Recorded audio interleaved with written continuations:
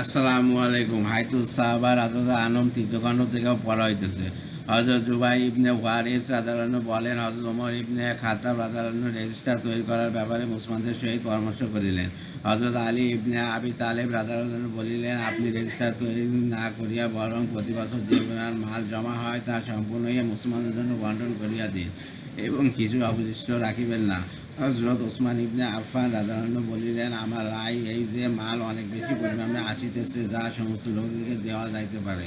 যদি লোকদের সংখ্যা গণনা না করা হয়, তবে জানা যাইবে না যে কে নিল আর কে নিল না, এবং আমার ভয় হয় এইভাবে বন্টনের ব্যাপারে বিশৃঙ্খলার সৃষ্টি হবে। হযরত ওয়ালিদ ইবনে হাসেম ইবনে মুগিয়া রহমতুল্লাহ বলেন, হে আমিরুল মুমিনিন, আমি সিরিয়া গিয়াছি এবং সেখানকার বাচ্চাদেরকে দেখিয়াছি, তারা রেজিস্টার বানাইয়া লইয়াছে, সৈন্যদেরকে সুশৃঙ্খলভাবে দলবদ্ধ করিয়া রাখিয়াছে। আপনিও রেজিস্টার তৈরি করিয়া নিয়মিত সেনাবাহিনী প্রস্তুত করিয়া লন। হযরত ওমর রাদিয়াল্লাহু আনহু হযরত ওয়ালিদের এই রায়কে গ্রহণ করিলেন এবং হযরত আকিল ইবনে আবি তালেব, হযরত মাকরামা ইবনে নওফাল ও হযরত জুবায়ের ইবনে মুতাইম রাদিয়াল্লাহু আনহুকে ডাকিয়া বলিলেন, লোকদের মর্যাদা অনুপাতে রেজিস্টারে তাদের নাম লিপিবদ্ধ করিয়া দাও। কুরাইশদের বংশ পরিচয় সম্পর্কে এই তিনজন ভালোভাবে অবগত ছিলেন। তারা রেজিস্ট্রির নাম লিখিতে আরম্ভ করিলেন। প্রথম বনু হাশেমের নাম লিখিলেন, তারপর হযরত আবু বকর রাদিয়াল্লাহু আনহু ও তার কওমের লোকদের নাম লিখিলেন, তারপর হযরত ওমর রাদিয়াল্লাহু আনহু ও তার কওমের নাম লিখিলেন। তারা খেলাফতের ধারা বজায় রাখিয়া এইরূপ করিলেন। হযরত ওমর রাদিয়াল্লাহু আনহু যখন রেজিস্টার দেখিলেন, তখন বলিলেন, আল্লাহর কসম, আমার মনও ইয়া চাই যে এই নিয়মের হোক, কিন্তু তোমরা নবী করিম সাল্লাল্লাহু আলাইহি সাল্লামের আত্মীয় স্বজন হইতে শুরু করো এবং আত্মীয়তার মধ্যে যে যত নিকটবর্তী তার নাম প্রথম লেখো। এই আত্মীয়তার সম্পর্ক হিসাবে একের পরে এক নাম লিখিতে থাকো। এই হিসাবে যেখানে ওমরের নাম আসে সেখানে ওমরের নাম লিখিয়া দাও। আসসালাম রহমতুল্লাহ বলেন, হযরত ওমর রাদিয়াল্লাহু আনহু যখন সেই তিনজনের লিখিত রেজিস্টার দেখিয়া হযরত আবু বকর রাদিয়াল্লাহু আনহু তার কওমের নামের পর হযরত ওমর রাদিয়াল্লাহু আনহু তার কওমের নাম লেখার উপর আপত্তি করিলেন, তখন হযরত ওমর রাদিয়াল্লাহু আনহুর নিকট তার কওম বনু আদির লোকেরা আসিল এবং তারা বলিতে লাগিল, আপনি রাসূলুল্লাহ সাল্লাল্লাহু আলাইহি ওয়াসাল্লামের খলিফা। হযরত ওমর রাদিয়াল্লাহু না, বরং এরূপ বলো, আপনি হযরত আবু বকর রাদিয়াল্লাহু আনহু খলিফা আর হযরত আবু বকর রাদিয়াল্লাহু আনহু হইলেন রাসূলুল্লাহ সাল্লাল্লাহু আলাইহি ওয়াসাল্লামের খলিফা। বনু আদি বলিল, ঠিক আছে, আপনি যেমন বলিয়াছেন তেমনই, তবে আপনি আপনার নাম যেখানে রাখুন যেখানে তিনজনে লিখিয়াছেন। হযরত ওমর রাদিয়াল্লাহু আনহু বলিলেন, বাবা বনু আদি, তোমরা চাইতেছ আমার পিঠে চড়িয়া অন্যদের পূর্বে খাইয়া লও, আর আমি আমার নেকিকে এইভাবে তোমাদের খাতিরে বরবাদ করিয়া দেই।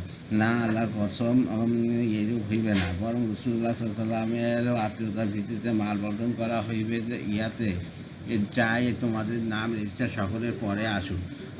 আমার দুই সঙ্গী অর্থাৎ রাসূলুল্লাহ সাল্লাল্লাহু আলাইহি ওয়াসাল্লাম ও হযরত আবু বকর রাদিয়াল্লাহু আনহু এক পথে চলিয়াছে।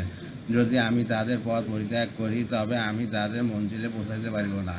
আল্লাহর কসম, দুনিয়াতে আমরা যে সম্মান লাভ করিয়াছি এবং আখিরাতে নিজে আমলের বিনিময়ে আল্লাহ তাআলার নিকট হইতে যে সওয়াবের আশা রাখি, তা সবই হযরত মুহাম্মদ সাল্লাল্লাহু আলাইহি ওয়াসাল্লামের বরকতে। তার কারণে আমাদের সমস্ত সম্মান তার কওম সমগ্র আরবের মধ্যে সর্বাপেক্ষা সম্মানিত। তারপর যে তার যত নিকটবর্তী আত্মীয়, সে তত বেশি সম্মানের অধিকারী। সমগ্র আরব আজ রাসূলুল্লাহ সাল্লাল্লাহু আলাইহি ওয়াসাল্লামের বরকতে সম্মান লাভ করিয়াছে। যদি বংশধারা হিসাবে রাসূলুল্লাহ সাল্লাল্লাহু আলাইহি ওয়াসাল্লামের সহিত আমাদের কাউকে আত্মীয়তার সম্পর্ক অনেক বিশেষ পর মিলিত হয়, এমনকি যদি এত দূর যাইয়া রাসূলুল্লাহ সাল্লাল্লাহু আলাইহি ওয়াসাল্লামের বংশের সহিত মিলিত হয় যে আদম আলাইহিস সালাম পর্যন্ত আর মাত্র কয়েক পুরুষ বাকি থাকে, তবু এই নিয়মে রক্ষা করা হইবে।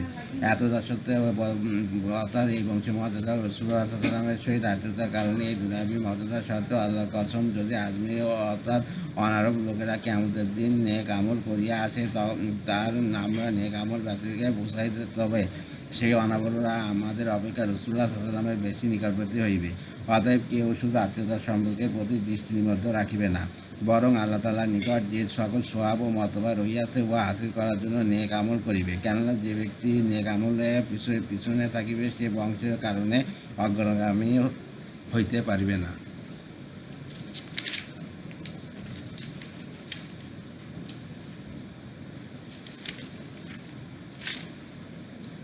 মাল বন্টনের ব্যাপারে হযরত ওমর রাদিয়াল্লাহু আনহু, হযরত আবু বকর রাদিয়াল্লাহু আনহু, হযরত আলী রাদিয়াল্লাহু আনহুর রায়ের দিকে ফিরে আসা। গুফরা রহমতুল্লাহ মুক্তিপ্রাপ্ত গোলাম ওমর ইবনে আবদুল্লাহ রহমতুল্লাহ বলেন, হযরত আবু বকর রাদিয়াল্লাহু আনহুর নিকট বাইরান হইতে মাল আসিল। তথা অথবা তিনি দীর্ঘ হাদিস বর্ণনা করিয়াছেন, যেমন পূর্বে বর্ণিত হইয়াছে। উক্ত হাদিসে তিনি ইয়া উল্লেখ করিয়াছেন যে জুম্মার দিন হযরত ওমর রাদিয়াল্লাহু আনহু বাহির হইয়া আসিলেন। আল্লাহ তাআলা হামদ ও সানা করার পর বলিলেন, আমি জানিতে পারিয়াছি তোমাদের কেউ এই কথা বলিয়াছে যে হযরত ওমর রাদিয়াল্লাহু আনহু ইন্তেকালের পর, অথবা বলিয়াছে আমিরুল মুমিনিনের ইন্তেকালের পর আমরা অমুককে দাঁড় করাইয়া অতর্কিতে তার হাতে বায়াত হইয়া যাইব, অর্থাৎ তাদের খলিফা বানাইয়া ফেলিব। কেননা হযরত আবু বকর রাদিয়াল্লাহু আনহুর বায়াত এইরূপ অতর্কিত সংগঠিত হইয়াছিল। হ্যাঁ, এই কথা ঠিক যে হযরত আবু বকর রাদিয়াল্লাহু আনহুর বায়াত অতর্কিত সংগঠিত হইয়াছিল, কিন্তু বর্তমানে আমাদের জন্য এইরূপ ব্যক্তি কে আছে যাকে আমরা হযরত আবু বকর রাদিয়াল্লাহু আনহুর ন্যায় সম্মান ও মান্য করিতে পারি? মাল বন্টনের ব্যাপারে হযরত আবু বকর রাদিয়াল্লাহু আনহুর রায় এই ছিল যে সকলকে সমানভাবে দেওয়া হোক, আর আমার রায় এই ছিল যে মুসলমানদেরকে তাদের দ্বীনি মর্যাদা হিসাবে কম বেশি দেওয়া হোক। যদি আমি আগামী বছর জীবিত থাকি তবে হযরত আবু বকর রাদিয়াল্লাহু আনহুর রায়ের উপর আমল করিব এবং সকলকে সমানভাবে দিব, কারণ তার রায় আমার রায় অপেক্ষা উত্তম ছিল। বর্ণনাকারী অথবা হাদিসের বাকি অংশ উল্লেখ করিয়াছে।